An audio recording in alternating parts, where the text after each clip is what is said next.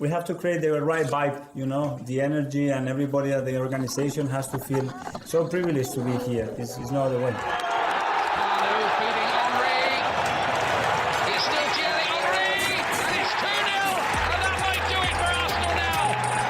Thanks for listening to the Purely Arsenal podcast. Please follow us on Twitter at PurelyArsenalFP for all the latest Arsenal podcasts. Welcome to another edition of a Purely Arsenal sit-down podcast. It's 2 wins in a week. Get used to this. We could. I've got Neil Shah with me. How you doing, Neil? Oh, I'm wonderful, Jack. Thank you very much for having me on. Another win to discuss. Yeah. Always in the bag, always, never in doubt. Yeah, making a habit of it, aren't we? And we've got James Johnstone. How you doing, James? I'm very well. Thank you very much for having me on again. Pleasure. Top man. Trio here. Lucky trio, fingers crossed, touch wood. So it was a great win in midweek against PSG, and we'll definitely touch on a couple of things from that game, because I think it's been underplayed a little bit because of maybe the youthfulness of PSG's millions and millions of pounds spent, but and things like that, and losing a couple of big name stars. But from what I've seen of them this season anyway, they've looked a lot better than they have in previous seasons. So I thought that was a terrific win, limiting them to the same amount of chances as Leicester City. I thought that was terrific, but we will get to that. We're going to obviously we always start with the most recent game. So we play Southampton. I think a lot of people would have looked at this game and thought, hopefully comfortable home game leading into the international break. Arsenal never quite do things that way. Neil, get to you in a second for your overall thoughts. But James, on the lineup, I think we all thought there might be a couple of changes here, but this maybe was a little bit more than maybe we thought, or maybe one more than we thought. We knew we had a fullback issue. He went with Partey. I know you got some things to discuss there. Sterling, Jesus came in for Trossard and Martinelli. Was that too much? I want your thoughts on that. And then, of course, I want your thoughts on whether Jorginho was necessary with Partey and Rice in the team. What's your thoughts? Yeah, so it's a really difficult one, Jack, because I understand from the perspective of that you've had your set team for a little while now, with the injuries that have already been long injuries that have occurred previously. So you've got like a settled lineup now with the injuries that you're dealing with. Obviously, we had another big, massive blow in that game against PSG on Tuesday night, with a player that defensively has arguably been one of the best players in that unit this season. And you could see that from where he was missing the season before, what might have happened if he was fit for the full of it. You've seen the effect that he's already had on a team that was already the best defence in the league. You're going, well, that's even more improved with this guy in it, even if he's playing as a right back or even if he's playing as a left back, because of just how good he is as a defender. So you knew that something potentially was going to be different there. The way that it was laid out and the way that it turned out on the day, I was incredibly shocked that he put Thomas Partey at right back. And that for me was of the opinion that I was like, I don't really want to see Thomas Partey doing long distance running / being in 1v1s in a tight space, because just mobility wise, bless him, it's not his fault, but he's just not that guy anymore. And we know what can happen when he has to do long strides at running. Those hamstrings are going to go pop. Now, we'll probably touch on it a bit more later, but I actually think other than their goal, Thomas Partey didn't really put a foot wrong for me. I thought he had actually a very, very good game. I agree with that. Good point. Yeah. Sorry, carry on. Yeah. No, and then the changes to the forward line. First half, I like I've said, and I've seen a lot of people dispute this, but I actually thought in terms of an attacking threat, and Neil, you were there, so I don't know if you want to come in as well. I thought in terms of an attacking threat, first half, Raheem Sterling looked like our most lively player. I thought that he looked like he was the only one really that was showing any kind of real intent or any kind of threat with, you know, the way that he was running and trying to get stuff going in behind and what have you. But yeah, I think, again, you know, hindsight's a wonderful thing, but I think what Arteta tried to do was balance the squad in terms of keeping everybody happy and giving everybody minutes. But what he should have done is started with his main team, even though it's going into an international break, give them 60 or so minutes, see what potentially could have happened, and then flip it. Because when those changes were made, Jack, again, it was a bit like when Nwaneri come on against Leicester. As soon as those changes were made, it was like an instantaneous change. And the emphasis went up. And it was just like, if you started then maybe in that first half, would we have been three or so up in that first half with the main players that we know and trust? And then could you have brought your players on a bit later on that you wanted to keep? But I get it. But at the same point, you know, on another day that could cost us even further, and it would have all been on the manager, because obviously the manager picks them. So yeah, I'll stop now. Yeah, no, I agree with all of that. Really, I found I felt it was one change too many. Hindsight, obviously, if we win the game 3-0 and there's no complications and you're up by the 60th minute, I'm sure we're all talking a different story. But we weren't, and you could certainly see in the first half that for all the dominance that we had, we weren't really testing Aaron Ramsdale whatsoever. I think our first shot on target was like in the 40th minute or something through Thomas Partey from long range, and lots of sustained pressure, but not really hurting the goalkeeper much. And we know it can be hard to break down teams and things like that, but we were so dominant at times, especially in the early 15 minutes, that it was quite incredible to not be able to get shots off and not be able to get good chance creation with all those openings that we had, and them sitting so deep and trying to play out the back and us winning the ball high and all this sort of stuff. Neil, big takeaways from that, mate. I mean, at 1-0 down, I'm sure lots of thoughts were going through your head. I mean, we were all texting at that point, very, very frustrated. But in the end, it's a great win. But it definitely wasn't, the comfortable, let's relax and have a nice sunny day out at the Emirates for 90 minutes and enjoy a relaxing game. I don't think we've had one this season, which can be very frustrating. But at the same time, we're in a privileged position that we're winning so many of them. Yeah, it is a weird one. I think, as I said before, away from home we tend to be better. We tend to be a little bit more structured and dominant, and we in control, I think, is the word I'm looking for. For some reason, I don't know why we're faltering at home. It is quite frustrating. Where how many times has it been said before that we need to make this stadium a fortress if we're to win the league finally. We need to. And even do well in the other competitions, we need to make this stadium a fortress. It's as simple as that. The greatest teams, including our own, have done that in the past. When you become champion winners and you win the title, you need to do that. And we seem to, I don't know what it is, we seem to be leaking more goals at home than we are away, in my opinion. Well, it's a fact, isn't it? We still only leaked, because of that City game, we've only leaked 5 goals away in the whole of 2024, isn't it? If I'm right in doing that. Right there, yeah, that's but so crazy. And in the last 2 home games, we've already leaked 3, and I think unnecessarily so, because we just it seems to come straight after half time, and I think that's down the same side of the pitch as well for the first ones, both occasions, I believe. And it's almost as if we just switch off, and I don't know what the reason is, and I don't know whether that's a mentality problem or we're just complacency, or it's only Leicester, it's only Southampton, how are they going to hurt us? I don't know what it is, but that needs to be sorted out, because I want to see clean sheets at home, or at least not stupid goals.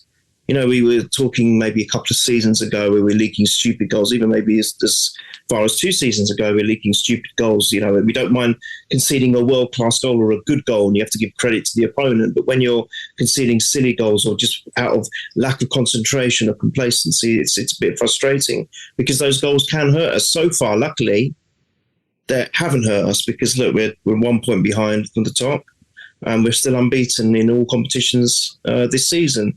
But there's going to be a time where we'll come across an opponent where they might score and they'll just shut up shop, and it'll be very difficult for us to break through. So that is a concern for me, and I don't know what the reason is, but it needs to be sorted out. The other thing, which the takeaways before I start on the atmosphere, is I will talk a bit about the lineup, because I feel like he's trying to appease certain players because they might be throwing strops. No, you don't do nothing like that. For me, that's a bit contradictory, because for me, Arteta has always been very cutthroat. We've seen it with Ramsdale.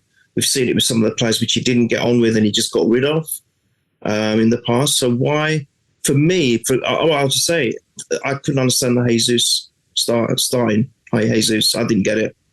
I did not understand it. I don't think he's interested anymore. I think he's throwing a strop. He's not happy. He's not a team player. He done it again yesterday. He was frustrating the whole stadium. The whole crowd were getting upset with him. And I just don't understand it when you've got Martinelli, who is starting to come on form, and he showed it. Trossard, who's just an exceptional forward. And, and why have we brought in Sterling? Okay, fair enough. He did play. He did start. And yes, you're right, James. For me, he was the brightest and most dynamic forward we had on the pitch in the first half. So, yeah, that was abundantly obvious. I was actually on the other side of him where I was sitting. I was sitting on the east side of the stadium. But, you could see quite clearly down on that left, he was the one that was doing most of the work from an attacking sense. I felt, especially in the first 40 minutes or so. But Jesus' inclusion, I think he's just trying to appease certain players. And I think also Jorginho, I think you guys all spoke about it in the chat. It was too safe. We already had Rice and Partey. Why do you need another one? That don't make any sense at all. Either you don't play Partey and you play Jorginho, which is what I thought he would do. I didn't get that. You do not play... James, you're right, Sereni. I never wanted to see Partey in the right back ever again. But actually, he didn't do too bad, to be fair to him, as an individual. So you can't really sit there criticising it, but I don't want to see that. We had that discussion beginning of last season. Why are we bringing that up again? It should just not be a thing. And the biggest thing for me is Ethan. He had to start and he didn't. And that started to annoy me now as well. So I had a few concerns about the start-up, but the atmosphere, it was amazing. Yes, it was great. I don't know why the Ashburton Army are not banging their drums as much as they used to, but we did start hearing it a little bit later on in the game. But the atmosphere was fantastic, and especially when Havertz again saves the day. I mean, it completely transformed the whole atmosphere, because it went a bit dire after they scored, as you can imagine, very much like it did last week with Leicester scoring very quick soon after the resumption in the second half. So yeah, great atmosphere, wonderful win in the end, but we seem to do it the hard way. And can we not do that too much this season? We want to keep clean sheets and win comfortably, please. Well, let's touch on a few things that you said. So the home form thing, because I think we mentioned it last week and we didn't talk about it enough because we won the game, and it was a very small period in the game that we really had this sort of claim that we conceded 2 goals. But when you look back at it more last week, it was so unlucky in a way to lose those 2 goals to a crazily dominant performance. And whilst this was dominant too, I think there's a clear issue at home where I personally put it down to a few things. I think firstly, we have to play more on the front foot right at home. We sort of take the game to the team. It's not like we're defensive away from home, but if we need to be, we're more comfortable in doing that, right? We're like, we're not going to concede. We'll get our goal when we need to. Whereas the onus feels more on us. So obviously we look maybe a little bit more vulnerable at times, but it doesn't really seem like that to me, because it doesn't happen from the start always.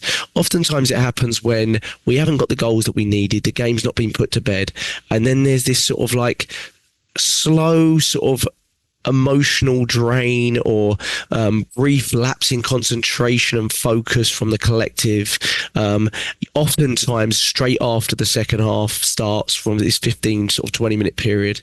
And I think I agree with. I mean, what's really encouraging about it is we've had setbacks this season, like the 1-0 down today or yesterday for you guys, and our ability to respond to that has been brilliant, as opposed to, let's say, Villa at home last season. But at the same time, like Neil said, I don't think you can have these sort of home sort of lapses whatsoever. Certainly in games like this, that are arguably two of the easier home games we're going to play this season.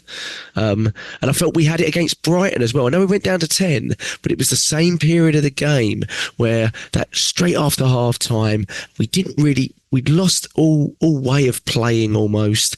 And suddenly we lose a goal and it takes us a while to find our feet again. And James, I mean, we're talking minor, small details here, but it can become a big problem. Your home record has to be, imperious. You have to scare teams off the pitch before they can't give them any ounce of hope coming there, because you've got to win, all your home games or as close to that as possible when you're competing with sides like City. I mean, I'll say Liverpool, getting lauded at the moment, and fair enough, rightly so. But that home performance from them against Forest, a lot of their fans probably will be looking at that going, you can't do that. You can't have a performance like that. And that was basically a 90-minute poor performance from them. But what's your thoughts, James? Is there anything else that you can put it down to? Yeah, I think the big one again, and I won't make us tread over old ground because we've literally just covered it for a long time already. It is personnel for me. And I think, again, yesterday there was just too many, like we said, to make that, sort of impact. But yeah, you're spot on it. I don't know what it is. I don't know if it's just complacency or they believe that they're just so good and that the over volume of chances will eventually outweigh and that will end up winning us. But I don't think you can behave like that. I think, like you said, there seems to be just this supreme sort of focus that goes into away matches, and yet in the home games, and especially like you said in the second half, like literally immediately after half time or so, they just seem like, and at half time, and I don't believe that would be the case. I think at half time he might have, I don't think Arteta would have laid into him, but I think he wouldn't have been as pleased with it as he has been with previous performances. It just seems that they just seem, we're the Arsenal, we're just going to walk over everybody. But unless you assert that dominance and create these chances, you can't walk over anyone. And I mean, I made a point of it when I was with Mike on his channel and on my own, where I said, I'm not necessarily worried about Arsenal playing the big teams. I'm more worried about these, sort of low block type teams, which funny enough, Southampton haven't done that all season. All season long, Southampton have been shocking with this high line and this football, a bit like when Burnley come up. They come up, Southampton play. I think they were one of the most high possession sides in the Championship, if not the most high possession side in the Championship last season. And yet they completely seemed a lot more, I would say, cautious with their play compared to what they have been until that second half. And I believe that was probably their manager going, look, this is 0-0. Like we can catch Arsenal here. And we got the first warning with the one that went over the bar. And you're thinking, right, now pack it in, like switch on. And we get hit again. And we concede. And it is baffling because, like you said, and Neil said it for so many years, you have to make your home ground your fortress. You do. You really do. In order to win anything, you need to be just as good at home as you are away.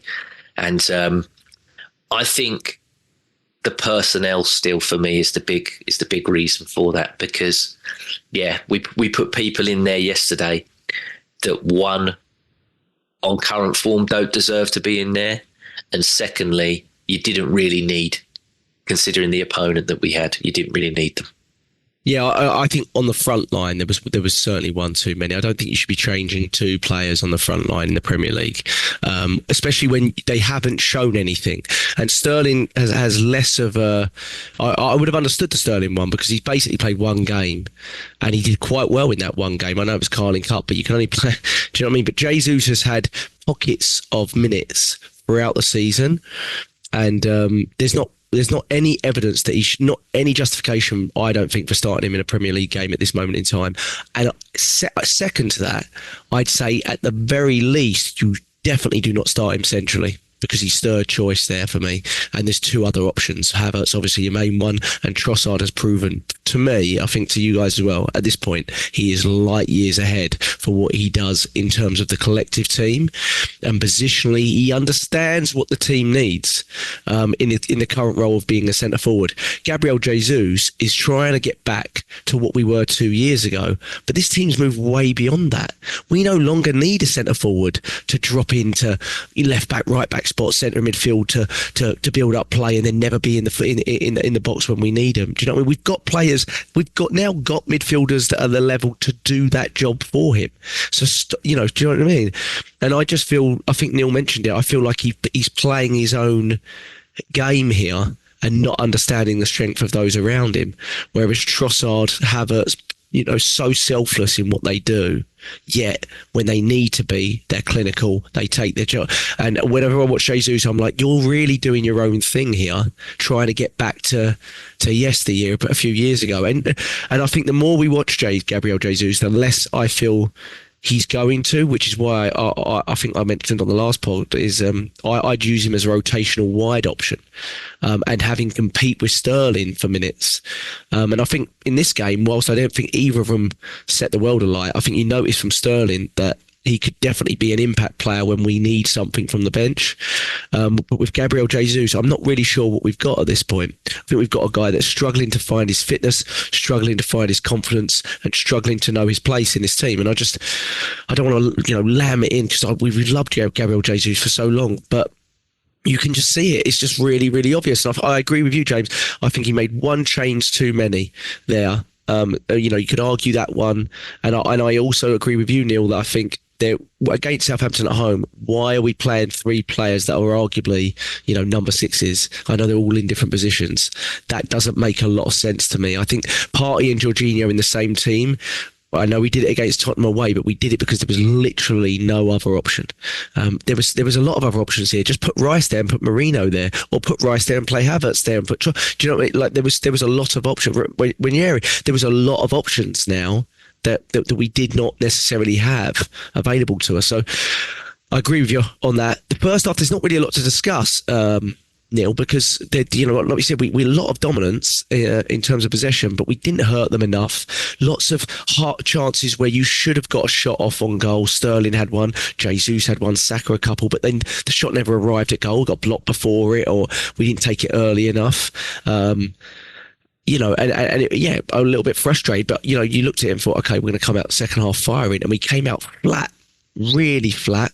They came out stronger than us, in my opinion, for the first 10 minutes. You started to see they were, because they play out the back, like you said, quite a progressive style, James was saying. You started to see their confidence build. They just looked more, they were like, we've got through first 45 minutes here, we're buzzing. We've only got 1 point all season, or whatever, 1 or 2 draws all season. We are buzzing here. We're at Arsenal and we're doing it. And that's the hope that you're giving them there. That was, we have to, not allow that. Neil, what's your thoughts on their goal? There was an instant with Sterling before it, and then goal obviously deflects and goes into the corner. What thoughts did you have on it? Sloppy overall, I thought.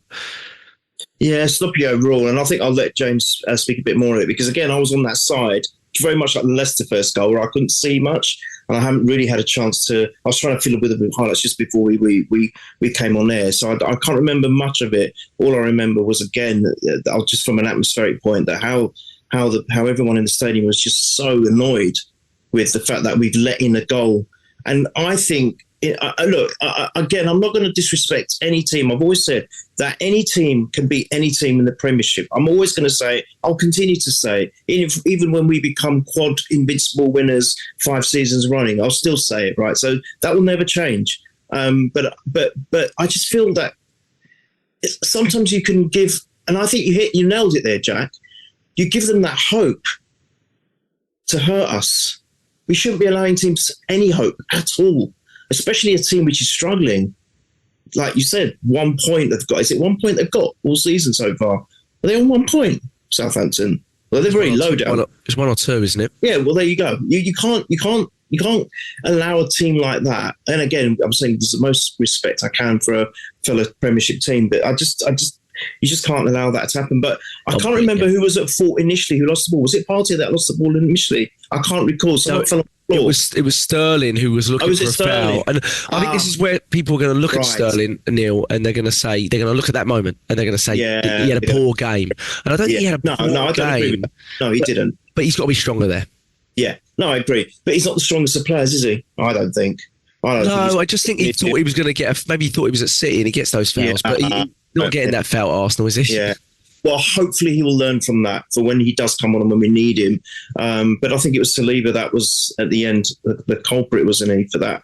But then he just took switch off and he was very slack. So again, I'm going to let James, because he'll say it a lot more eloquently than I. But I just thought it was a massive sucker punch. I will just say one more thing going back to the first half very quickly. I think very early on we did have one good chance with Jorginho.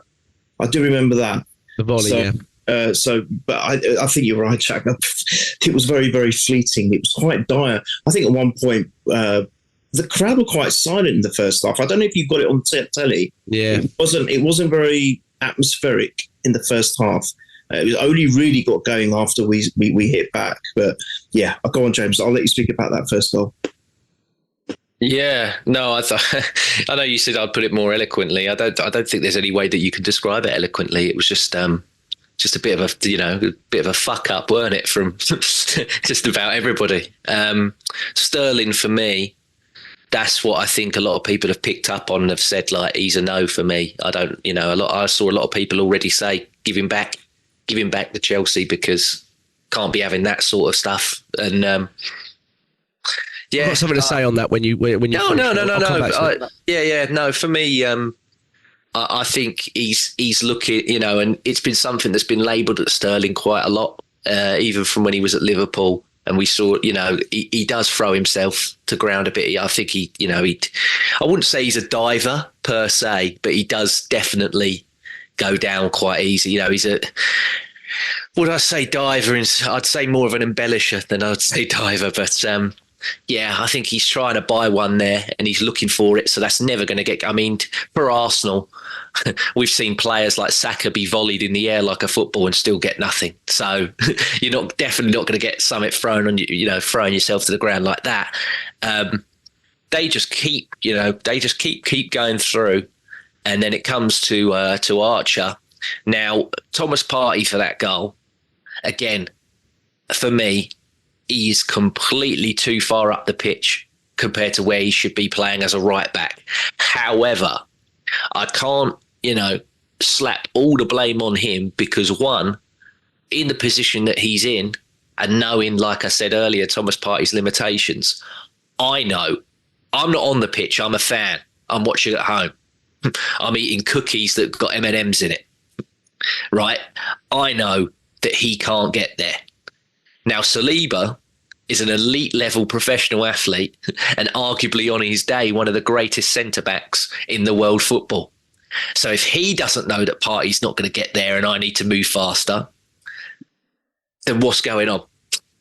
Because he needs to react way quicker. There is no sort of urgency to get out to that Archer to stop. Because for me, that Archer couldn't believe it. One, he's like, I've got all the space. But then he's looking and they're eventually coming towards the box. So you're thinking, is he going to cut this back? But he's like, oh my God, look, they're it's like Moses. They're parting like the Red Sea. And he's just gone, David Raya is a good goalkeeper, but there is a gap there. I'm going to hit this. And it goes in the back of the net. And yeah, like you're all thinking, and like you said, Neil, all of us at home and everyone in the ground is sort of like, oh, for God's sake, like, forgot again. Like, this has happened. This is 2 weeks in a row. It's happened again. And it was like I said before as well, there was that initial one that went over the bar. There was the warning. And yet there was no reaction to that warning, to that, situation happening. And that to me is another big problem, because like I've said, there is this hyper focus when we're away that isn't, applied in the home games. And I know we got away with one again yesterday, and we got the win and everything else. But there is only so often, and we've seen it in the last 2 seasons in the run-ins that we've had. There are only so many times that you can take these punches and get back up again before you get punch drunk. So, you know, I'm not trying to have seasons ago, wasn't it? You know, we had the Bournemouth one, and then we had another one. And yeah, I mean, I'm not trying to make a really big, you know, point of it, because we've won both these games, and I'm not trying to be a miserable so-and-so and everything else. But I'm like, you've got to take note of this as a team, because, you know, it's happening one too many times. For my liking. I've just seen the bit where Sterling goes down so lightly. It's very weak. So I've just seen it for the first time on a different angle. Yeah, I get it now. Now I see what you're saying. I didn't understand how it all started, but you're right about Saliba. He should have been a lot tighter as well, not just getting there quicker. But there was too much room. So sorry. Yeah, it reminded me a bit of the Villa goal. When we won 4-2 there a couple of years back, and Zinchenko loses the ball, and quickly, boom, ball goes over to Ollie Watkins. And I always felt in that goal, although it was brilliant by Watkins, Saliba never got out to him quick enough. And I felt he'd learned from that. But maybe he didn't believe Archer had the capability like Watkins did. But at the same time, he's basically on the corner of the edge of the box. And Saliba just, he's too back-footed. He's got to be more front-footed and pressure him earlier. But he doesn't. He keeps his distance away from him and allows him to basically decide which way he's going to go. You got to force him out into another direction and get out to him early, because he's got the pace to do it. And I did look at that and think Saliba needed to do more there. And I agree. I understand with Partey, but he's obviously been asked to play this inverted role, Partey. So at that point, you're not expecting Sterling. Sterling should not be losing the ball there, and that's poor from Sterling. But I think the argument on Sterling that people are making, one, I think it's too soon to judge him. But two, because he was first start in the league, it's ridiculous to judge him. But two, what we need from Sterling is for him to be better than Nelson and Eddie Nketiah. And if he's better than Nelson and Eddie Nketiah, you could argue that's a success. He's not costing us more. He's costing us less than them combined. We're not paid any fee for him. We're paying about 30% of his wages, about 100 to 150 grand a week. That's about Reece Nelson's wages. So, and they collectively, Eddie and Reece Nelson got like 5 goals and 1 assist last season. Sterling will get more than that, in my opinion. So we need to, at the very least, have him to be more impactful than them two's players. If he is, it's a success because he's then provided more for us than them. So in my opinion, we've got to be, we've got to taper our expectations a little bit. We know what Sterling was and has been, etc.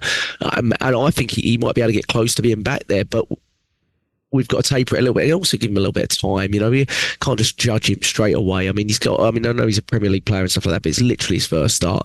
I thought, like you, there was some positive stuff from him in the first half, and I don't want to just judge him on this moment, but I do think he should have been stronger. But James, we talk about it. We talk about this game like it is, it got 1-0 down, and it's this big emotional event again that's going to drain the team. It was like 90 seconds, and then our two best attacking players. They've been our two best attacking players all season.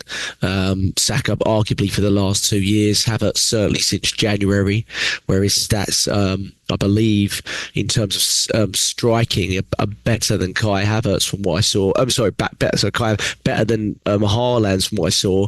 Non-penalty goals, 19 each. Havertz and Haaland have since January 2024, but Havertz has them in 8 less minutes per game. So he's played obviously a little bit less minutes across that board than Haaland. So incredible if he's even close to Haaland in those numbers, because we know he offers a lot more than Haaland everywhere else. I think there's no doubt in that from my perspective. But James, it was a great goal, and it was a combination of our two best players at the moment. Yeah, 100%. And it was a really, really nice finish as well. He took it really, really well. And what is it now? 20 games as a forward, and he's been involved in 20 goals. He's averaging a goal or an assist every 82 minutes, I believe it is, in the Premier League now. And since January, 21 games as a centre forward, and it's 13 goals and 9 assists for the guy. Yesterday, scoring that goal He breaks Gabriel Jesus' tally for goals since he's been at the club, and he's only been playing up front since January. So that indicates to you how important it is that this guy plays central. And even though he's playing in midfield and still doing his job, it's not like last season where he's been in the midfield and it's like costing us and it's not going well. This hybrid sort of role where he's playing as the 8 and then going into the 9, or they just, this one flips with him, this one switches with him, is still beneficial to the team. And I think it's a lot about like what Mikel Arteta said after the game, in that, the way to get this guy performing at the way that he's performing is love. And he said it's the love from all the teammates, it's the love from me towards him. And he's also loving the fans as much as the fans are loving him back. On Instagram yesterday, he tagged his Emirates as his home, didn't he? He put it as his home location.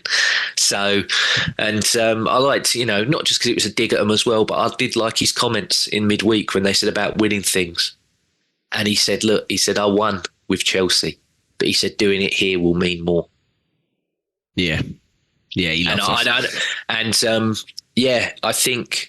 and when I was watching it last night, when over on Mike's channel, I think there's a real determination that I've seen, especially in Saka and in him, to actually carry us to something over the line. Because they've both done interviews and they've both indicated they're like, no, we want. A few of them have said, we're close and it'd be nice, and they're genuinely like, nah, like we're having it this year, like we ain't not letting City win this time. They're both on it as if, it's life or death, or we have to win something. So I really like that mentality. But in terms of your initial question, brilliant goal. What a finish. Yeah, and that finish is not something we've become accustomed to with Havertz, despite all his fantastic things that he's done since January with us. I mean, a lot of his goals are, in the box, they don't always look the cleanest, but this was obviously fantastic from Saka to win the ball, and we're going to get to him, but he gets out of his feet really quick, beautiful finish from distance, in off the post, no chance any goalkeeper save in that, in fairness.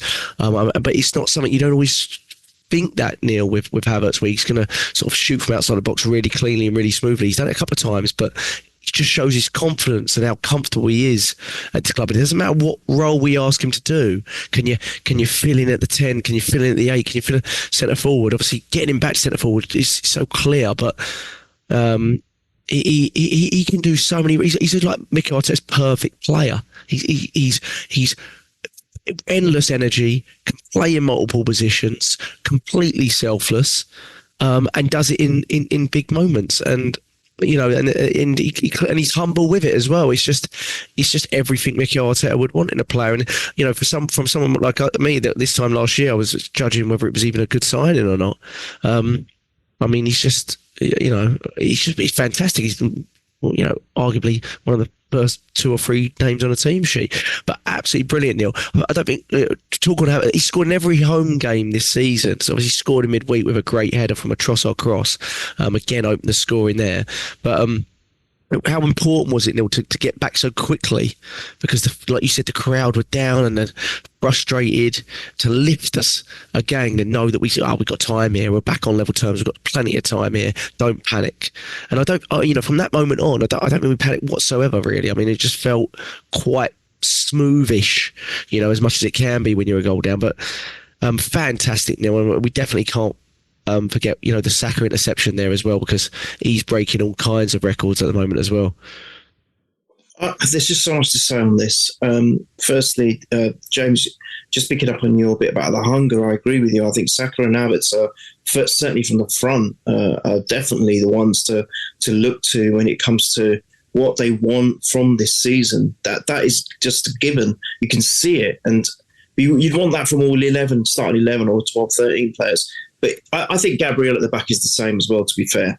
I think he, with the way he gets so emotional just by defending something, or just his general demeanour, you can see that Gabriel as well, I think, is up there with the Saka and Havertz mentality about we are winning something this season. So I think there's a few players, and maybe the others are just maybe being humble in their approach. They don't want to say that we want to win it, and they're just saying it would be nice to. But I get it. I think that's important for the team. But Havertz, how many times have I said it? He's the best. He's our best player for me in 2024. It's as simple as that.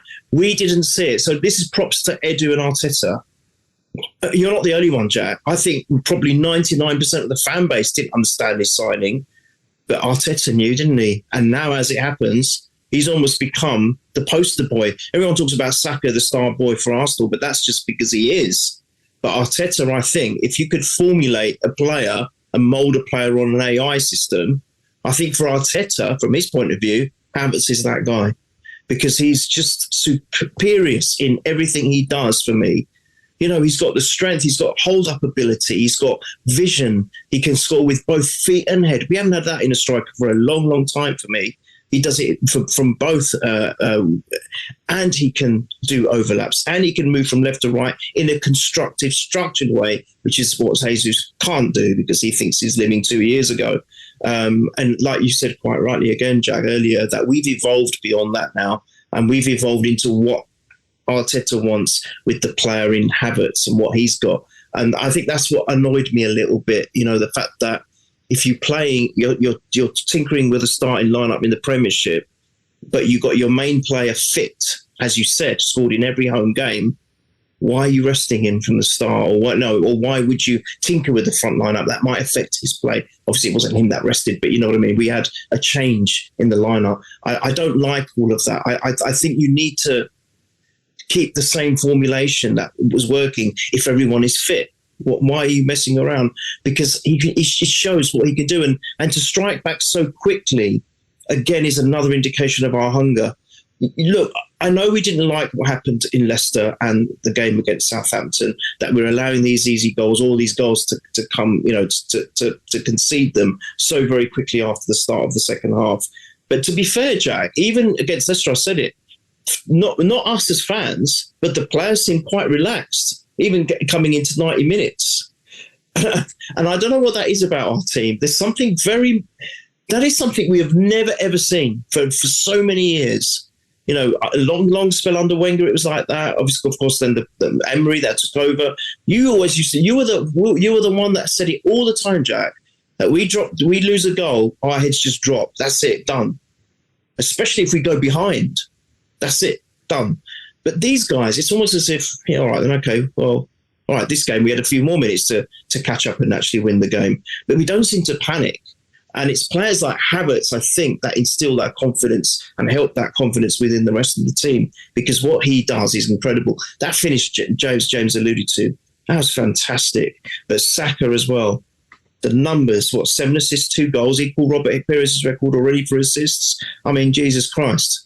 I mean, he's just getting the numbers and the numbers. And yeah, it was a great interception. So for me, it changed everything so quickly. We responded in 3 minutes. It completely settled the crowd. The crowd's noise went up 20-fold within a second because of it.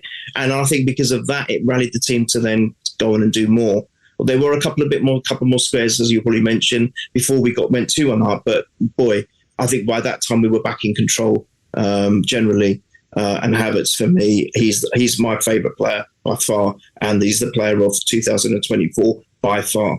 Yeah, he's been fantastic, and yeah. I mean, even in the 95th minute, he's chasing down lost causes, basically. You know, in their own third, and I'm watching him going, "No, just get back in, and Kai." But he wins it, and you know, he keep the ball, and I don't know how he wins it because it's not his ball to win, but he flicks it over someone's head and he wins it, and he does fantastically well, and he's just him and Saka. They're elite. They're really, really top players, and what we really need is now Martinelli to get back to the level that we know that he has been in the past. Because if he does, we're suddenly talking about a front three that is, you know, title worthy. You know what I mean? And we need that because Saka and Havertz, I mean, both of them we had 29 shots in the game. Both of them had 7 shots. You know, key numbers are all theirs. They're taking this team when they're down.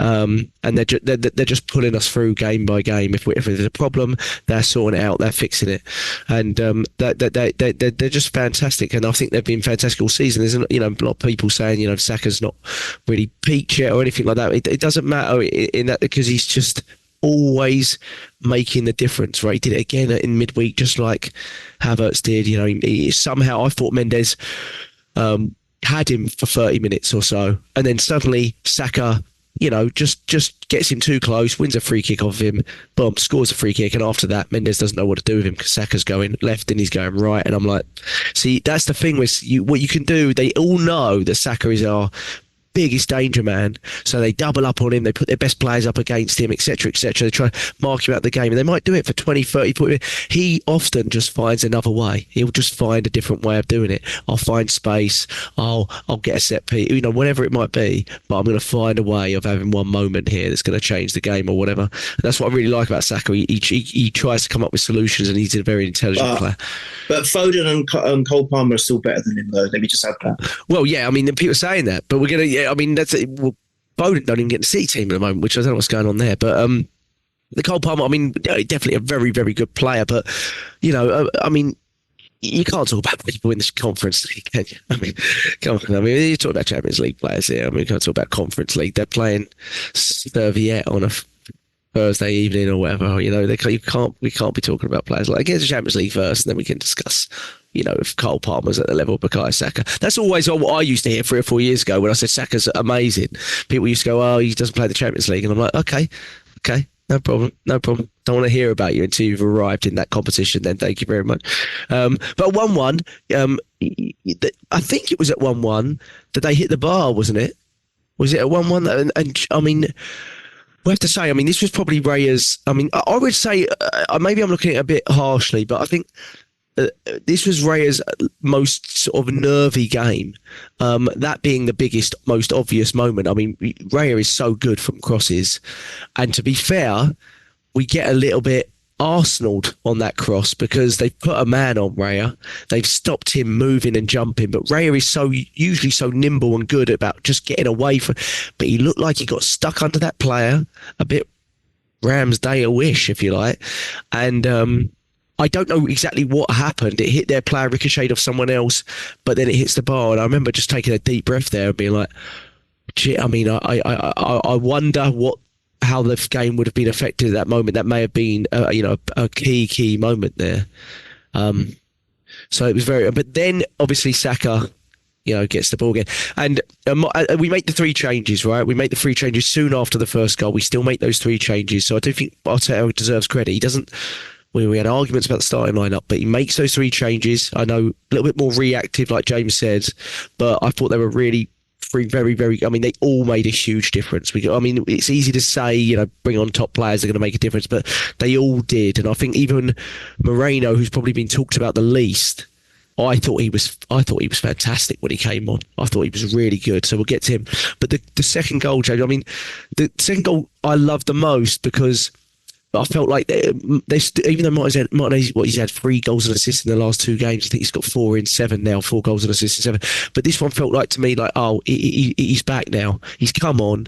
He's got no minutes to get into his stride. Here's one of his first touches of the ball, and it's just a deadly finish. But the cross in from Saka, I mean, he is. I mean, we just talked about Havertz's stats. He's got 27 chances in the Premier League. He's created 4 more than any other player. I think he's created the most assists in Europe. With 7 assists, 2 goals this season, so he's almost in double figures for goals and assists. For assists, he's first in the league. Chances created, he's first in the league. Chances created from open play, because people just think he's a corner taker, second in the league for chances created from big chances created, first in the league. Expected assist, also first in the league. I mean, he equaled Robert Perez's assist record. He's 23. I mean, my brother criticises Saka like you would not believe. If we're down a goal or level, he's just texting me, Saka's this, Saka's that, Saka's the other. And at the end of this game, I couldn't do anything but just send laughing memes constantly. Just ha, ha, ha, ha, ha. Just different pictures of people laughing, because I was like, you an idiot.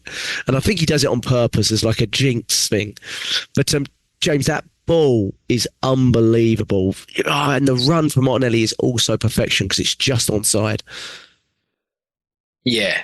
I mean, what more can you say? I refer to what you said a few minutes ago, Jack, and I don't know if you clocked it, but me and Neil were smirking and laughing where you said some people are saying Saka's not hit his stride. Well, if this is what he's like when he's shit per se, I can't wait till when he's good. Because if this is him when he's not good, then bloody hell. What, there's more? Wow, okay. I mean, he's gone level now with Marcus Rashford as the fourth, best winger in Premier League history for goal 90 plus goals or assists before the age of at 23. He's behind Ronaldo, Sterling, and Giggs. I don't think he'll break the record. He's on 91, and Ronaldo's record is 118. I don't know if he'll do that before he turns 24. He might. Okay. You never know, but he might. But yeah, what was it yesterday? 7, like you said, 7 entries into the final third. I think it was 7 successful dribbles. 7 chances created and what have you. And yeah, just mental. In this week alone, he broke Mesut Ozil's goal and assist contributions, and now he's broken Robert Pires's assists. Just crazy, man. 23 years old. What more is he going to do? What more is he going to do? And yeah, a few weeks back, we're sat here when the chief facilitator of our team and arguably one of the most creative players in Europe goes down, and we're like, what do we do? Do we move him inside? Do we keep him out wide? And we were all like panicking to an extent. What do we? Well, this guy didn't panic. This guy's got the armband on now. Still not panicking.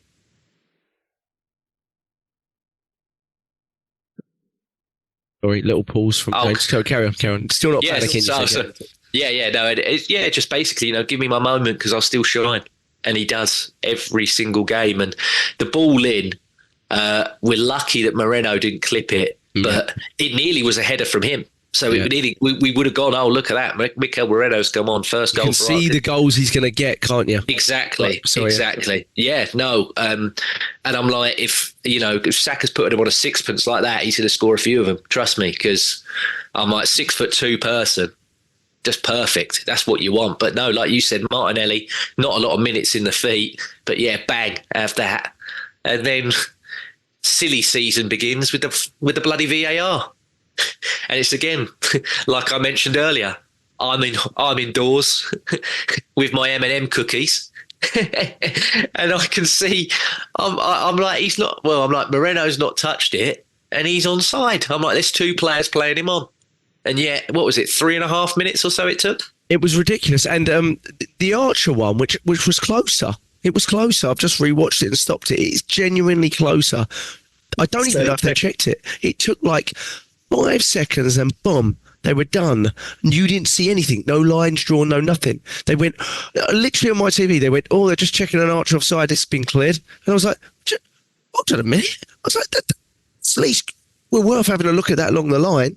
And this one, like you said, there's 2 people playing him on. It's unbelievable why it's taking that long. And the annoyance of that is that time gets added to the end as well for their benefit at that point. So it's just, I'm like, that's the only gripe really I had with the ref here. I mean, the Walker's-Peters challenge on Saka a little bit, but he did end up getting booked for that in the end. It was a high challenge. Some saying he could have gone, I think probably a booking just about right, but that was ridiculous. There was a pause there. Oh, sorry. The booking, I'd say the booking with Walker's-Peters was maybe just about right. But, that was ridiculous. We were just sitting in the stadium and we're thinking, here we go again. And I was saying to other people around, I said, they're going to try and take the goal away from us. They're going to do it. They're going to try and find every means possible using their sketchograph, every line in the book, protractors, set-piece triangles or compasses, everything, to take that goal away from us. And it took ages. We're taking ages. Everyone in the stadium was saying, why are they taking so long? What's going on here? It's ridiculous. They will always try and scrub a goal away from us, even when they know that it's a goal.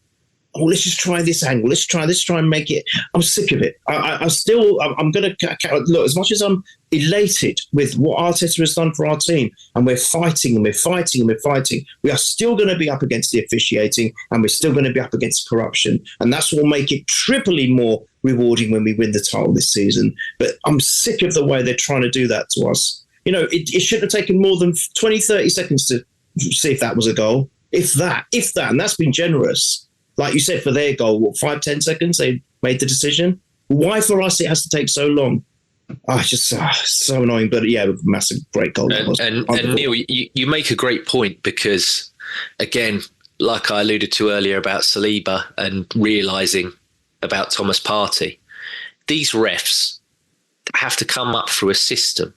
And in that system, they're reffing games at every single level, but they're also doing video analysis, which is like hours upon hours upon hours. Like, God knows how much they have to watch in a week to review everything that's happened in that, you know, because when they have these refs meetings, they put the big screen, you know, they put the big projector up and they watch all of the games that the refs have been involved in, and they pick specific moments to go, that's what you did wrong, that's what, so you... Sorry, short pause. You've got the one official that's on the pitch, you got both the linesmen, you got the fourth official, and you got three numpties that are sat in front of a screen somewhere, you know, Stockley Park, whatever. Just watch the flight of the ball. If Moreno touched it, which is what they're looking at, as well as looking at Martinelli being onside, watch the flight of the bloody ball. Because you'd know that he's clipped it just by the way that Martinelli's then got to control it after. That to me was the most baffling thing, because it started with, we're just looking to see if Moreno's got a touch now. Well, I'm like, I saw that in real time. He didn't get a touch just by watching the flight of the bloody ball. Way over his head, yeah. Yeah. Yeah, I'm like, that was very frustrating, because I was cheering already, and then I'm checking your boys' text, and I'm like, no, Neil was in the ground, and I'm going, oh god, and you like that. Well, I knew I was slightly behind. Yeah, you're behind me on this one because it's 3 o'clock game, so that's where I'm ahead of you. But Neil's ahead, obviously. But even still, I'm like, this is taking too long. Like, what is going on? Right. Yeah. And I'm guessing it's worse for you, Neil, because obviously inside the ground, you've got, other than the screen coming up, goal being checked for whatever, there's no communication. You've got nothing. We've at least got commentators that have the feed in their ear and then explain it to you. That's the problem. Yeah, the only communication is me berating the officiating and the whole system. Yeah. All you could hear is imagine how vocal I was with that. Yes. All you can hear is the lovely language. Yeah, and then I realised I was a child not too far away, and I felt really bad, but I didn't know that. It's okay. You got, everyone understands in those moments. Can I just say, I'm so happy for Martinelli, because I've been giving him a lot of stick lately, and for him to find his feet now, two games running, is it? Yeah. He's scored a couple of goals now, hasn't he? And it's just like, finally, I think he's found himself a little bit now. And gosh, you're right, Jack. If we can get him on form, or even if we can get him to 50% of what Saka and Havertz is, boy, have we got some devastating lineup there. And James, we always said it, that we want him to fulfil his potential and become one of the most devastating forwards there is. And I hope now, after this long blip that he's had, that maybe now it will come through. But that timing, that run, says it all, doesn't it? All right, as good as Saka's cross was, that was an amazingly well-timed run, and a good finish as well. You know, sometimes I've seen strikers fluff those finishes. It wasn't the biggest of angles, deadly, bang on, and what we needed. So hopefully now he'll grow into the role. I know this sounds harsh on Jesus, but I don't really want to see him in any starting lineups where we don't need him to be there. We've got enough now. We've got enough, so we don't need him. Yeah, no, I agree. I don't think he did anything to. I think he's, if anything, his minutes are hurting him at this point to justify Mikel Arteta picking him again, you know. And but after, at 2-1, it was really peppering their goal. I mean, Saka had a shot saved by Ramsdale. Havertz had one where he slid in and he hit the side netting. And you could tell we wanted to finish the game. You know, we wanted to finish the game, and I wanted us to too, because I just wanted to relax for a couple of minutes, to be honest. And I don't know about you, but sometimes I'm watching us at the moment going, I know, in the lead or whatever. I'm like, I just want to chill out for a minute or two when we're watching us. And I don't know, there hasn't been a moment. Has there been a moment all season? I think I felt it a little bit with PSG in midweek. The Carabao Cup game. Yeah, the Carabao Cup game, yeah. But I was chilled out from the start of that because I didn't give a toss. Do you know what I mean? So I was like, I didn't care anyway from the start. You got 12-year-old playing at right back and all that sort of stuff. I was like, yeah, it's all good, But I'm like, that's the one competition that I do chill out in. It's all the others that are giving me heart attacks. But honestly, for the third goal, I think, to be honest, I thought Trossard was fantastic when he came on, and he showed we were better when he came on. We collectively, everything was linking better. I know it's later in the game, but we are better generally when Trossard's on the pitch currently, and but Havertz, again, he's on the ground. He's fallen down. The ball's not even with him, and he somehow puts a foot out to it.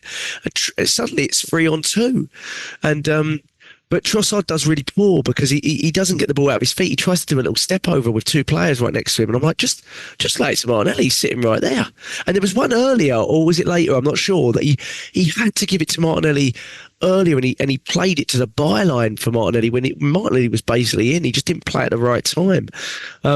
But overall, his impact was very, very positive, Trossard's. But then, the Saka's there, isn't he, James? I mean, it gets a little melee in the box. They try to clear it by playing it out, I guess, in a way. And Saka just says, no nonsense. He says, I'm taking a goal now. I'm going from assist maker. I'm gonna take my goal here. I've earned it. And 2 assists, 1 goal, and chips are down. And like you said, I mean, what more can you say about the player? But he was man of the match for me because, when you impact all 3 goals like that at 1-0 down, you can't not be. But even again, early in the game when it's tight, I always feel like he is the one pushing the envelope, trying to take on his man, trying to get his man defender into vulnerable positions. I just think he's got a really, really intelligent brain, but also he's gutsy. He's really gutsy. And I get a lot of people sort of texting me at the moment going, oh yeah, he's just a set piece team and stuff like that. I was like, Beckham made a livelihood out of that. So we'll stop with all that, but he's not. He does so much more, doesn't he? But just don't know what else to say about him, Neil. Sorry, I'll let James talk about the goal, but just very quickly, you said that he brought out a save in Ramsdale after. But do you see the build up to that? Because I was lucky that's the side I was on. Yeah. Oh my God, the trickery of his feet. He was like bamboozling 2 or 3 defenders. We always talked about how they put 2 or 3 up against him. Yeah. And you said he always finds a way. That was the perfect example. Brilliant. Unbelievable. I mean, that he just kept on, somehow with his feet. They couldn't get anywhere near him. And this was in close quarters. We're talking about a space of, I don't know, a couple of circumference of a couple of meters. That's all it was. And the way he was just juggling the ball around them, making them look stupid.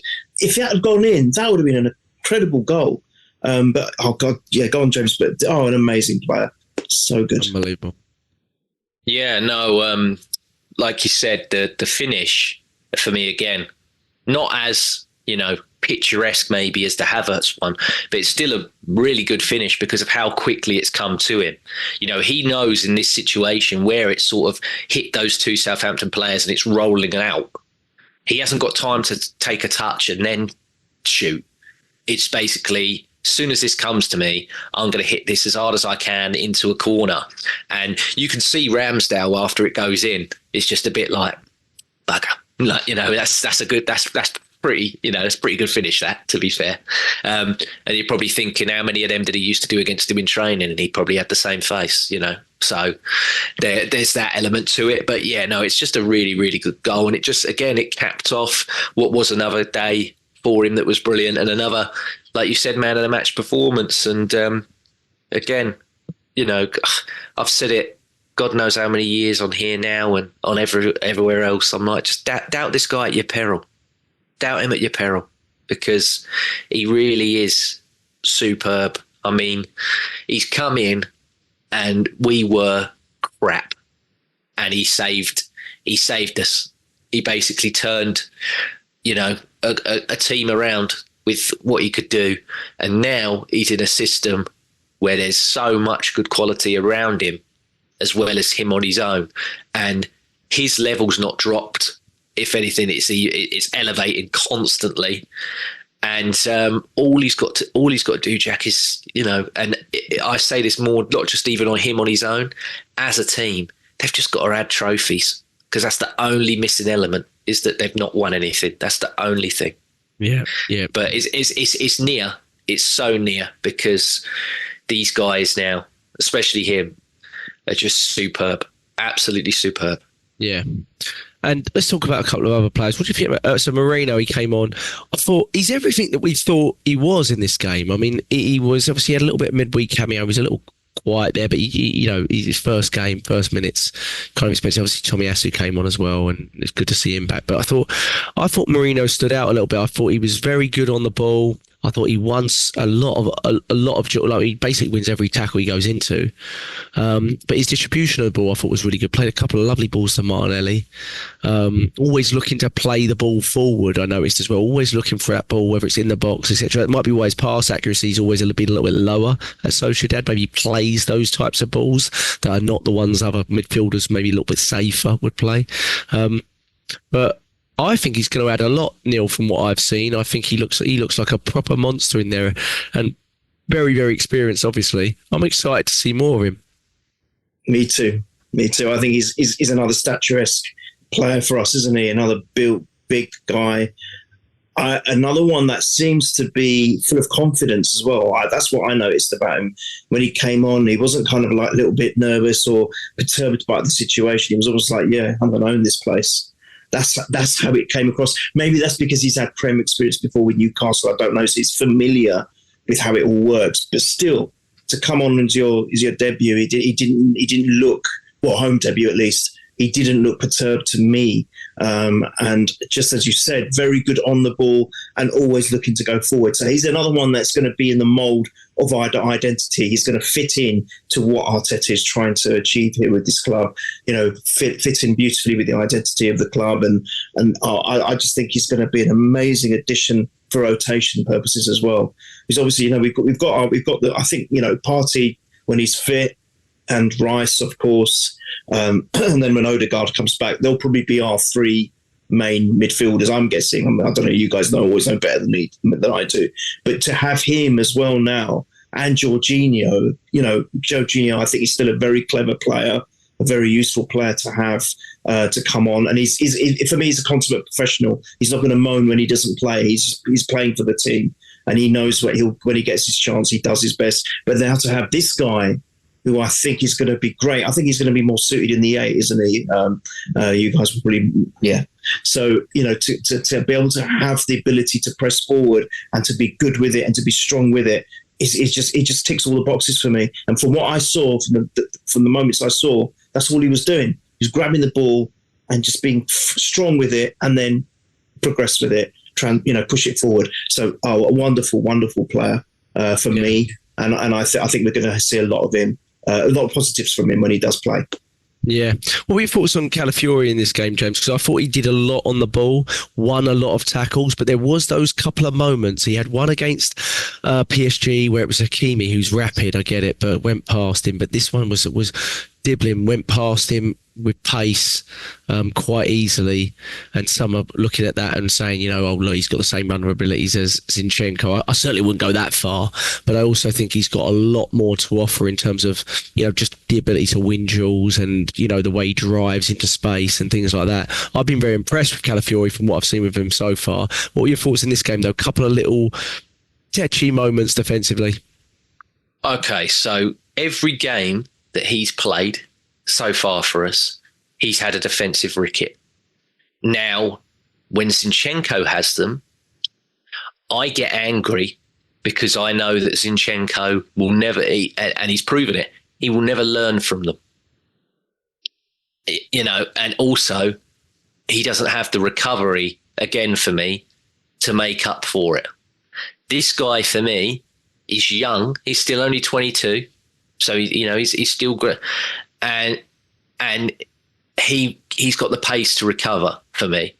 But yeah, again, positionally, this is where he's been playing in a 5, and he's mainly either been the centre back, or he played more as a centre half last season in a 5 than he did as a left wing back or as a left back. So he does drift towards the central space. And when he's being asked to invert and everything else by Arteta as well, he stays so close to the middle that he's being caught out wide. And I know that we don't normally go for a traditional sort of left back that will defend. I think he needs to add that element to his game. And I think he will. So, yeah, on the ball and everything else, the guy's tremendous. The way he brings it out and everything else like that, absolutely tremendous. And like you said, he scares people because not only, again, is he another statuesque kind of guy, but the pace at what he's doing it is lightning. And we saw against Man City as well, he's not afraid to take a shot from outside the box, which is not something that I'll ever knock someone for, because we've had a lot of players that don't really do that. So I've got no problems with him being like, I'll back myself here, I'm going to smash one. Because if he scores more goals like he scores against Man City this season, I'm not going to moan at that at all, because that's arguably been our best goal of the season so far for me. So, yeah, and that's something I've never seen from Zinchenko, even at the Etihad, and he played there for 4 years. So that's the difference there. And again, it's early. I think he's done very well. Yeah, coming in. I was a little concerned. I definitely, he looks like he's faster running with the ball than he is sometimes turning and agility maybe. But again, like you said, so much learning going on for him at the moment. And in terms of getting the system, new country, etc., you've got to wait to see how he beds in. I think largely what he's offered to us has been really, really good. I've had some concerns with Declan Rice. I don't know about you, Neil, but I've had some concerns with Declan Rice. I felt actually his best part of the game was when he moved back to the 6. I felt like as the game went on, he got stronger and his fitness showed and he started to win more balls. But my concern has been his ability to sort of get involved. And whilst some people keep saying, he's not an 8, you get him back to the 6 and he'll be fine. His best performances, in my opinion, still came at the 8 towards the latter end of last season. So he's very, very capable of doing it there. I don't think he's had a great start to the season for Declan Rice. It definitely doesn't look as natural to him in the 8. I thought it was something that he would really grow into. But I saw a part in the first half here where he was basically through down the left, and he just had to pull it back, and there was 2 or 3 in the box, but he just basically ran it into the byline because he didn't want to use his left foot. And I remember seeing that in another game previously too, and just thinking, yeah, see, if that's like Mourinho or someone like that, they've got no issue, have they? Because they're just whipping the ball in. But it doesn't look. There's some moments that it just doesn't look quite natural to him, Declan Rice, and maybe he, internally wants to be at a 6. But whether that's a 6 with a double pivot, where he's kind of balanced by Mourinho, or where one fullback like Timber is inverting, I'm not sure. But I think he needs something there because it's not been the smoothest transition when he drops back to the 6. So I don't think there's been a few points this season. I mean, PSG in midweek, right? He dropped back into the 6 and then he started to relinquish a little bit of, drop deeper, and they had a little bit more, sustained pressure. And I didn't feel that comfortable with it. And there's been times where Partey's gone off and our distribution's really suffered, I felt, at times this season, despite Partey's athleticism issues. I just wonder what your thoughts are, Neil. I don't think he's looked... Well, he probably looks, maybe a little tired at the start of the season, but I'm not sure if it's more than that. Yeah, I can't put my finger on it. I mean, he was just devastating last season. He was arguably one of our best players of the season. Being everywhere, his awareness was sharp. He was always intercepting. You just felt safe with him. I think that's the best way I can describe him. He felt safe because you knew if we did get in a bit of trouble, and he could protect the defence, but at the same time, he could provide something going forward. He had everything you want in almost like that role, that person. And he was, when you buy something and it just says what it does on the tin. That was Declan Rice. We knew what we were getting from West Ham. Yes, we paid an awful lot of money. But remember, none of us ever spoke about the price tag with him because he was just so good at what he was doing. And I don't know what has happened since the end of last season. I don't even think he's 50% there of what he was last season yet. I'm just hoping that he can... Because I think you're right. I did start to see he started improving towards the final third of the game. he started finding his feet better, and we started seeing a little bit more of the old Declan Rice. The snippets that I was seeing again from where I was sitting, I was thinking, yeah, that's more like him. But in the first half, certainly, I didn't see anything like that from him. Nothing. And I was like, where's this guy gone? He would be involved in almost everything. He was like another Odegaard for me. He was everywhere. Maybe not covering as many meters, but he certainly seemed to be everywhere on the pitch when you needed him to be, and he was involved. That's what I found about him last season. He was always involved, whether it was from an attacking point of view or a defensive point of view. This season, he just seems. Sometimes I think, is he playing? And honestly, I felt that. But has Declan Rice actually hit the touch of the ball yet? So I don't know whether it's fatigue, whether it's something else or something. I hope it can be addressed very quickly. We were all asking these questions about Martinelli, weren't we? I'm not saying he's to that extent yet, but we were all asking, what's happened to Martinelli? You know, from 15 goals or whatever he scored a couple of seasons ago to like bereft of it now. I'm just hoping it's just it's a short thing. It's a short-term thing. And if any evidence of the last few minutes are to go by in that game, and he's going to get it back together again, then hopefully there's no concern. But he's definitely not the player he was from last season. That was my observation. Yeah. Thoughts, James? Yeah, no, I think that especially against Leicester last week and then PSG this week, he looked better. But there was, again, yesterday, I was like, he's not at the level that I expect him to be.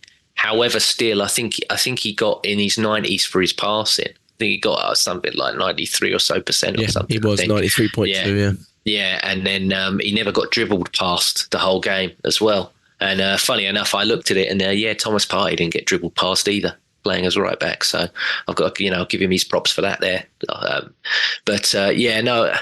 We know what Declan Rice can do. So I'm not overly concerned. I think for him, it's just an overload of the amount of games, and he was playing in a new role last season for us. He was more forward. He's being compared to where at West Ham he was sitting protecting a back four, and he was playing at the Euros back in that role. And I think if you asked him even, his performances in the Euros were dire. He was not the player that he is for us last season in that Euros. But we got the break coming up now. He's going to play both games like Saka. The other team's players will play one and a bit of the other one, but he'll play the full 90 minutes. Both these players are going to do the 180 minutes in these two games. Yeah, Foden's got his sleeping bag ready for the two games. Yeah, he's got his little Spider-Man sleeping bag with him ready. Yeah, exactly. Yeah, he's got a little Dairy Lunchable to take with him for both trips. Yeah, just got to stick with it, and he'll come good.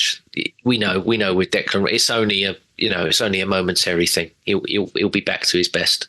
I think last season he'd already had 3 or 4 man of the matches for us, because it was just it was just an instantaneous lift from him. You could see just how impressed and everything he was in the video where he was just walking around the Emirates and being presented. So I think that come into it, but now he knows the level and there's not that much excitement, but it's just maintaining that level, and he'll get back to it. I'm not panicking. We've got to think about management of him as well. I mean, you look at what happened with Rodri, and that was after having 4 or 5 weeks, on the sidelines. Declan Rice just rolled in from the Euros, played just as many games as Rodri because they, played against each other in the final, and he just rolled in, basically been playing every 90 minutes, basically. And look, before Odegaard got injured, or at the moment, like you said, there was a sort of sense of panic because we'd not done anything without Odegaard, right? We'd not come this way without Odegaard. He basically played consistently for 2 seasons. And it was also a sense of panic because the games we had coming up, we had Tottenham, we had City, we had PSG, we had Atlanta away. We had big games, and in fairness, we've handled them fantastically well, and we found a new way without Odegaard. And I think it holds us in good stead because you can't play Odegaard every minute, and something could, with his return, there could be a setback. There's something else could come up with him, and now there is no need for the collective to panic. We've proven we can be super creative. I mean, Arsenal are now the most creative team in the league this season. We've created the most chances in the league this season. Or 2 games ago, people were saying to us, with Tony Pulis FC, I don't ever remember a time when Tony Pulis FC created the most chances in the league. So you have to explain that one to me. And then people said, then I got a couple of comments saying, "Oh yeah, but you've just played the bottom of the league team." And I went, "But we had the hardest run before that. So how's that work then?" I was like, it all balanced out, right? So we found a way, right? We had like 64 shots in the last 2 games.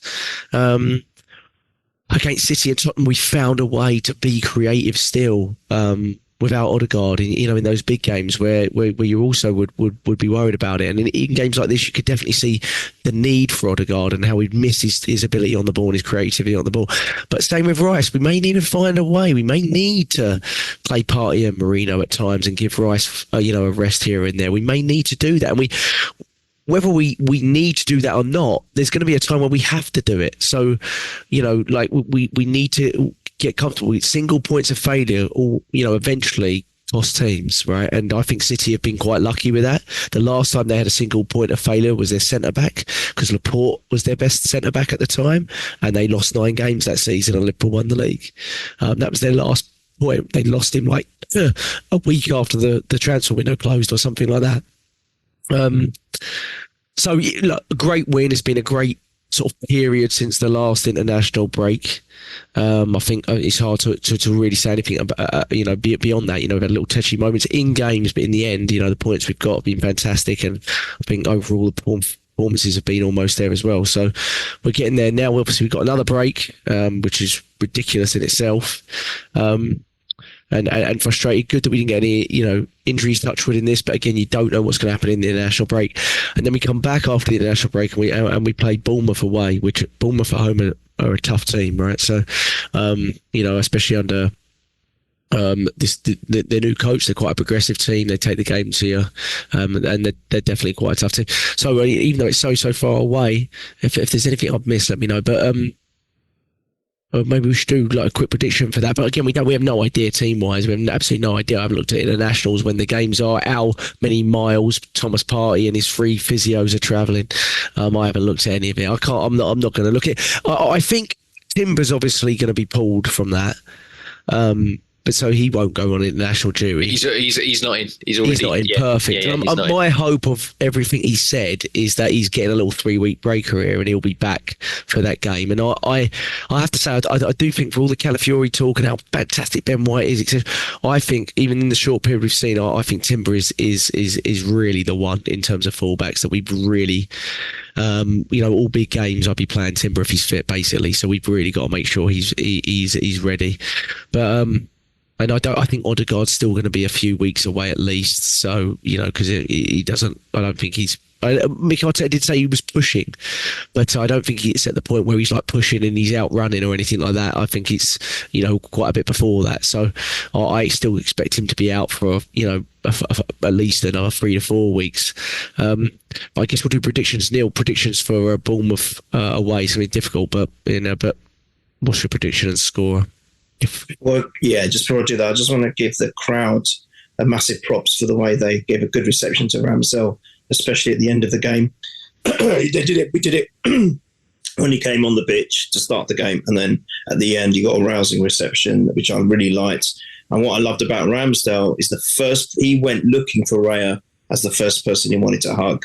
And that really meant a lot to me, because I thought, despite him, Raya ousting him out of the team effectively and out of the club, because it's not his fault, but I'm just saying he's just too good. I just love the fact that Ramsdale acknowledged that, and he went and hugged him first before all the other players, and he went looking for him. So I was watching him walk and trying to find him. And I just love the way that the crowd gave him a really rousing reception. Really, they were singing his name near the end. I think it was still about 3-4 minutes of injury time to play, and everyone started singing, his song that we used to sing to him. And I think it was a really nice emotional moment. So yeah, I just wanted to mention that. As for predictions, yeah, we don't know what the team is going to be, but I know whatever team it is going to be too much for them. I don't care if they're progressive. If they're progressive, we'll hit them on the counter. We've got the players to do it. We've got the pace to do it. Martinelli's back in form, so I'm going to go for 4-1. And the first scorer? Martinelli. Oh, yeah, of course. Yeah, that was nice with the Ramsdale stuff. He mentioned, didn't he, on a interview that Ray was the first person to text him when he left. And, you know, Ray's always spoke about that, about having a good goalkeepers union and all that kind of stuff when he was like the second goalkeeper, I think, back at Blackburn and things like that. And he obviously has continued that, even though he's now sort of number one where he goes. So it's good. It's good that they have that relationship. And yeah, wish him well. You know, I mean, we look like we're gonna lose $1 million because if he goes down, we lose £1 million.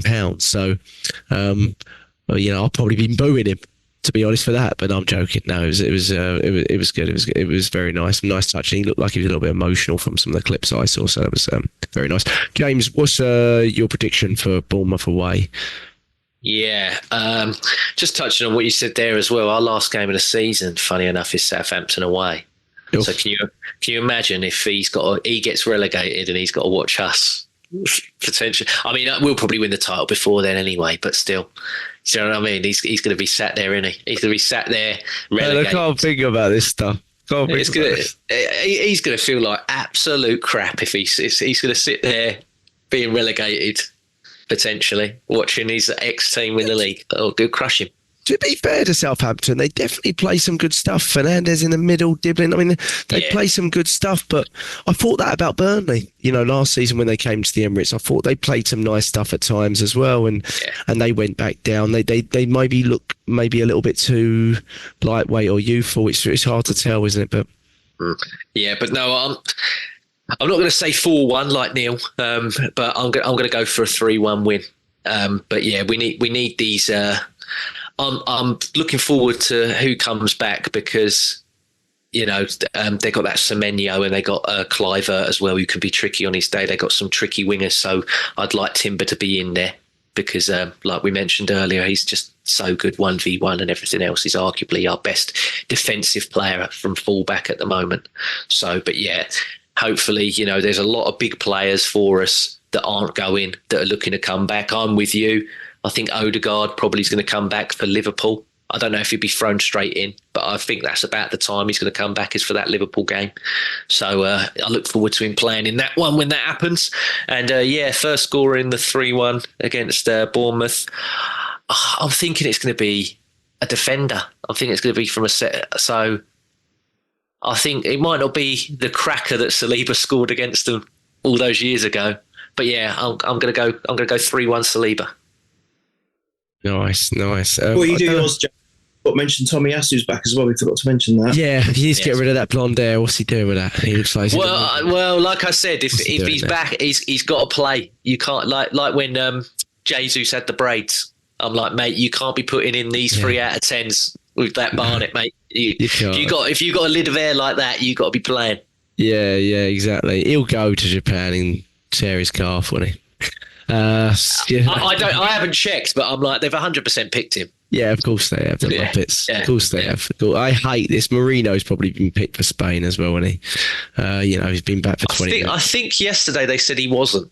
Oh, which I'm like, that's massive. Yeah, that's massive if he hasn't. Yeah, that is because he could do with a couple of weeks around the full training and stuff like that. And we've got a few.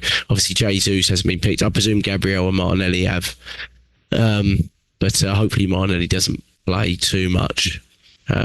But Gabriel's a starter for him, obviously, because they're not that silly. But I'll go. Bournemouth are a good team, they are a good team. But I'll go 2-1 Arsenal and Saka. I'll go 2-1 Arsenal and Saka. But yeah, it's a tough one to come back to. We've got a really tough run as well, haven't we? Once again. So.